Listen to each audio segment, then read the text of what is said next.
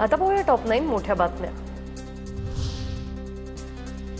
छत्रपती संभाजीनगर आणि अमरावतीत पालिकेच्या अतिक्रमण हटाव मोहिमा, कारवाईसाठी हजारो पोलीस आणि पालिका कर्मचाऱ्यांचा बंदोबस्त। अनेक जेसीबी, पोकलेन आणि हायवा मोहिमेत सहभागी। छत्रपती संभाजीनगरात अतिक्रमण विरोधी कारवाईला विरोध, तर अमरावतीत हॉकर संघटनेच्या हातात नकली बंदुका घेऊन मोर्चा। शहरातले छोटे मोठे व्यावसायिक रस्त्यावर।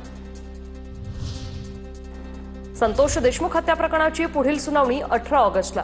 कराड आणि धनंजय मुंडेंच्या संपत्ती जप्तीच्या अर्जावर अद्याप निर्णय नाही। कराडच्या जामीन अर्जावर ही सुनावणी झाली नाही।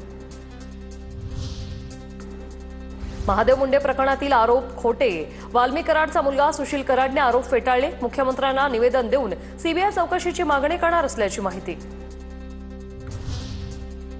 महादेव मुंडेंना ओळखत नव्हते तर पोलिसांनी का कॉल केले? ज्ञानेश्वरी मुंडेंचा सवाल। ऑफर दिलेल्यांचं नाव एसआयटी प्रमुख पंकज कुमावत यांना सांगणार। सुशील कराडने दिलेल्या आव्हानाला ज्ञानेश्वरी मुंडेंचं उत्तर।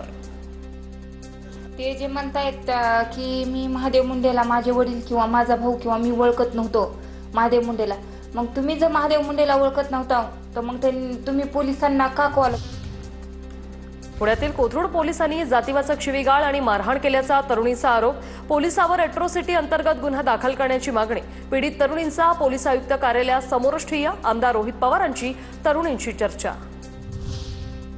कोथरूडमधील प्रकरणावरून पोलीस अधिकाऱ्यांवर अद्याप गुन्हे दाखल नाही, ही बाब अत्यंत गंभीर आहे। हर्षवर्धन सपकाळांचं ट्विट। मुख्यमंत्र्यांनी स्वतः या प्रकरणात लक्ष घालण्याची केली मागणी।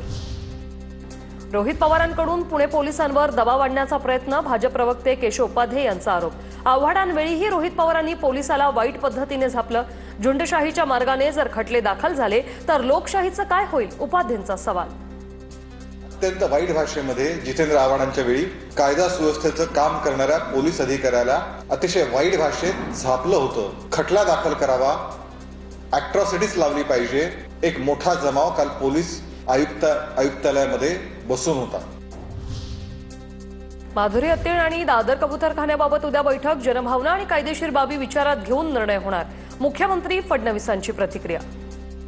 मी या संदर्भात एक मंगळवारी बैठक लावलेली आहे आणि या बैठकीमध्ये लीगल ऑप्शन्स काय आहेत, कारण सुप्रीम कोर्टाचा निर्णय आल्यानंतर आपल्याला माहिती आहे की सुप्रीम कोर्टाच्या वर आपण नाही आहोत।